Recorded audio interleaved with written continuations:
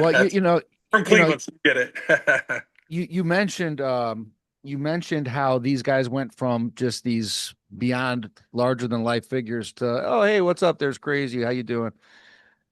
And maybe you find yourself in a similar situation these days because fast forward all these years, Tanner, you're now part of this what has become one of the biggest shows I've seen, biggest series that has just blown up, Landman. And here you are, all these years later. Now you're surrounded by, Demi Moore Yeah, and Billy Bob Thornton and Taylor it's Sheridan, all these larger than life figures. yeah, it's yeah, man. I love the show. Like I'm such a fan of the show myself. It was intimidating, even like first day on set because now you're the new guy on season two, recurring, whatever. So you're really earning your stripes if you can. And I will say it was like, man, how's Billy Bob gonna be? Because I've never met him, Yeah, and I had a scene with him. And I'm obviously I'm a fan of the show too. I'm very well aware of the Taylor Sheridan world. I'm just very grateful, so grateful to be there. And so it was the coolest thing ever, man. I'm coming out of the hair and makeup trailer, and Billy Bob's, wearing like a shirt like this, and walks up. He literally just pulled up to set, and I hope he doesn't mind me telling this story, but it was just so cool. I have to. Um, but it was I walk up and he's like, "Hey, man, are you playing Marty?" And I was like, yeah, yeah, I am. And he's like, oh, man, I didn't get sent my fucking sides last night. And now I just realized I have all these lines. And I was just like, oh, and he's like, do you want to run some lines together? And I was like, do I can we? I'm just used to like getting there, doing my job, going to my trailer, shutting the hell up, and just hoping you don't screw up. Just don't get fired, right? yeah. So it was so cool, man. He's like, right over there's my trailer, man. Just meet me over there in like 5 minutes and we'll go through it. And I'm just like, this is so cool Wow. that he's just gonna like just you're talking to the man on the show. And Jacob too, man. He's Jacob Laughlin. He plays Cooper on the show, and all my scenes are with him too. And all three of us just sat outside, and we did the scene like twice, like maybe twice. And it's he's got a lot of dialogue, I don't, and he memorizes it like that. It's crazy to watch him work. He's such a veteran and so good at what he does. I mean, we don't need to. You don't even. He doesn't need me to tell everybody how good he is. They all know. But it was so crazy to get to see somebody just pick it up just like that. That's how well he knows who that character is. Yeah. Jacob too, man. Like those guys are just so good at these roles. It was cool just to even kind of get to be around in that and then get to like ride, stand shoulder to shoulder with them. So That's incredible. very grateful, man. It was really cool. But yeah, Billy Bob is probably the coolest guy ever because we just sat and hung out for like 3 hours after that and just shot the shit. That's unbelievable. I Absolutely text incredible. that. So I got to tell you what, though, if they need a voiceover backup for Billy Bob Thornton, I think you've got that down pretty good. yeah, well, yeah, it's my admiration. Yeah, no, that's That's that's pretty. admiration impression. So let's talk about. I kind of would dig into whatever you're able to share. I would love to dig into like what goes on because this is the kind of stuff that the average person like myself and the viewers never get to see this stuff. So like, Yeah. what is the audition? How was the audition like for you?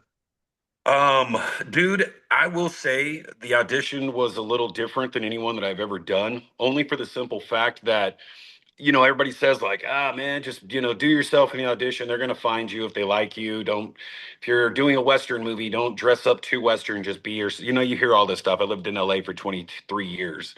No, on this audition, I do have a friend in the costume world at our studio. And I was like, give me a shirt covered in oil.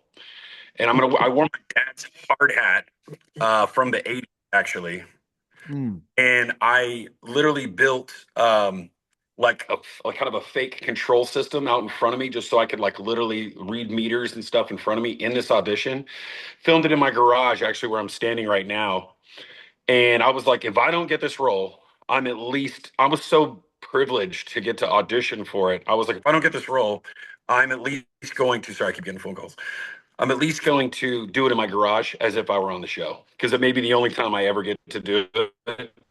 Right. And so I just said to him, with it, I'm gonna have the best time ever. So I covered myself as a dirty oil pirate, head to toe. I wore the boots. You can't even see my feet in the audition. I probably smoked a few cigarettes right before just to like get in the flow of things, and had a Pabst Blue Ribbon and went for it. Dude, that is And incredible. by the grace of Wow. God, and I liked it enough to where Mr. Sheridan saw it and gave me the green light, and got to go do a couple episodes. Hopefully, heading back for more. So That is so the audition was via tape footage essentially. yeah, And what happened? Your manager, you have an agent or manager that calls you and says, "Hey, you have this opportunity." yeah. Heather Collier in Austin, Texas, a fantastic agent, gave me the opportunity to go out and And you obviously knew the show, like you said, you're a fan of the show, and you're going, "Hell yeah, yeah, I'm trying out for and this thing." and is I'm from Snyder, Texas. And so, Right. I didn't get the script. I never got the script. I just got what I was doing. But there's a little bit of like lines in between that are crossed out, and stuff. And so I was like, obviously reading everything you can to try to give it your best shot. And I noticed that they mention Snyder, Texas Yeah. in the script. And I'm like, dude, I'm from there. I worked in the oil field in high school. My dad was an oil field guy. Like, this is so crazy that it takes place where I grew up. Because I haven't lived in Snyder, Texas since I was 18 years old. I moved out of there in 2003, if that dates me. But it was just this just most beautiful like love letter back to that area where I grew up and getting to be on one of the arguably one of the biggest shows on television right now. So the man upstairs is all the Yeah. one to for that one. No doubt. Yeah, it's incredible how life works out. If somebody would have told you back in the early 2000s, Tanner. Well, no doubt, right? Yeah, I'd have been like, well, what will that be? Who cares? I'm working with Billy Bob Thornton. I'm crossing off people from the movie Tombstone that I've gotten to work with. Yeah. But what's interesting, and I'll kind of, I'm chatter monkey today, but one of the coolest things too is the day I found out that I booked the show was the same day that my daughter Harley was born, and so I was like already on beyond cloud nine. And then on top of that, we're sitting in the hospital room and you get the call that you booked the show too. And I'm like, well, this is the second best news, that I got today. Yeah, dude, that is So the incredible. What March, date was March that? 14th, yeah, March 14th, 2025 was a very good day. Well, you're coming up. Yeah, you're Dad's coming up. birthday, too. You're coming up on a 1 year anniversary here in a couple weeks. That's we'll, incredible. we'll actually be at South by Southwest. So I'm gonna it's Awesome. all coming nice full circle there with the movie biz. Yeah. Absolutely incredible. All right, so you get this news last March that you're doing it, and you get accepted, and the same day that you become a dad, Yeah. right? She's your only daughter child at the moment. Yeah. Yeah. Um, and then so what is it like? You show up on like kind of just take us behind the scenes. You have the trailer, you show up on set. Do they do run throughs with you guys as groups? How does that all work? Well, like I said, I got really lucky because we got to the actors kind of set up. But Billy Bob was so inviting and so cordial on set, and just let us kind of sit outside his trailer. We got to know each other a little bit before the scene, which I've been on a few sets where you just show up and you do your business and you're out of there. I've seen other sets that are more inviting. You just never know. But Mm. you're talking about one of the biggest shows on television. So you'd think it would be pretty intimidating. But when we finally got on set, the director, Stephen Kay, is such a badass dude.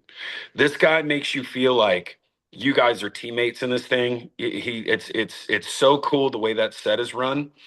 I felt like everybody down from the crew just wanted to be there, was having Mm. a blast because we were shooting out in the middle of nowhere, honestly, too. You have to get hauled back and forth to set.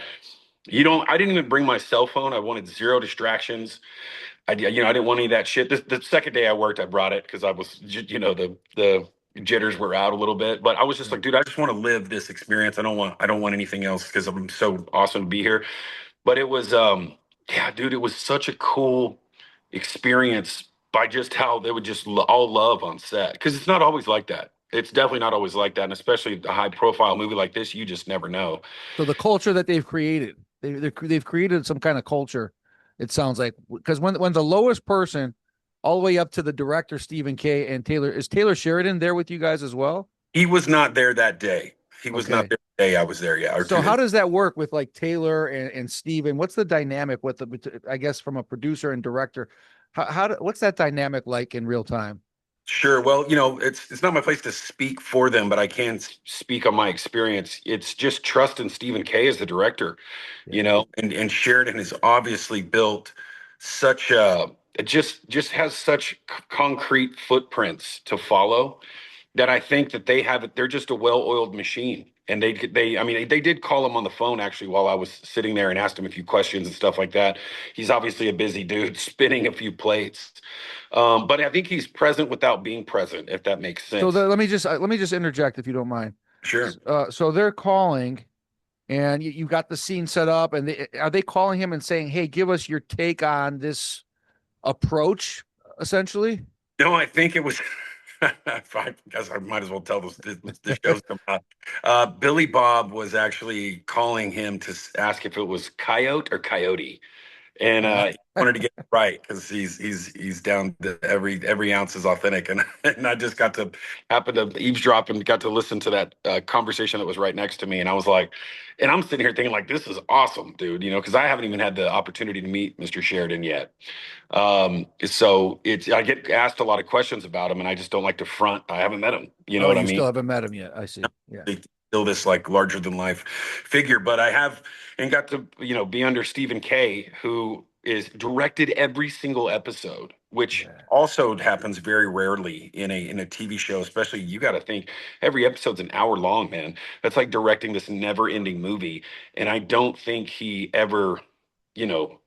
Phones it in. Like he's just so dope. He's such a fucking badass, pardon my language. Wow. And yeah, so hats off to him, but also he's working with the best of the best, Taylor Sheridan. So it's just when two good things get together, man. It's Yeah, just every the creative and the genius and everything else in between that those guys are there's bringing together. very big tidal waves that surfers who are really good at what they do are surfing on them for sure.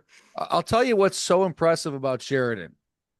He's able to bring a bunch of scruffy, rough nose, hard type men together and surround them by some of the most beautiful women in the world and make it seem totally normal. And everybody's a dope actor too. You know what I mean? He really like I know he just pulled out Kurt Russell and Michelle Pfeiffer, for the Madison, which I haven't seen yet. I don't think it's out yet, but um it's incredible his casting choices. You know what I mean? Mm, That's what I think is so amazing about it, and maybe what people are gravitating to so much more.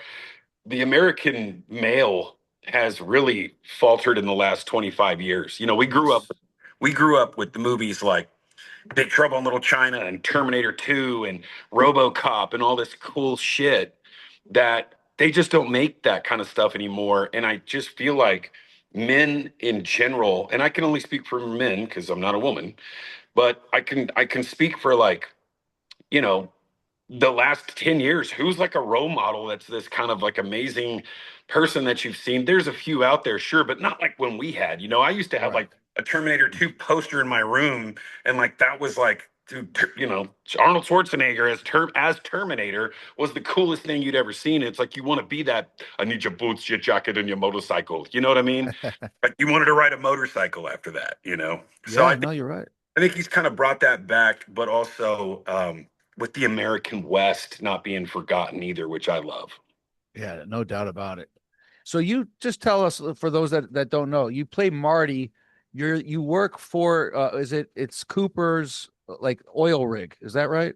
Yeah, so I play kind of Cooper's new boss, Yeah. one of the oil rig guys out there. But yeah, dude, all those. Speaking of the oil rig, a little bit of insight. All those guys are real.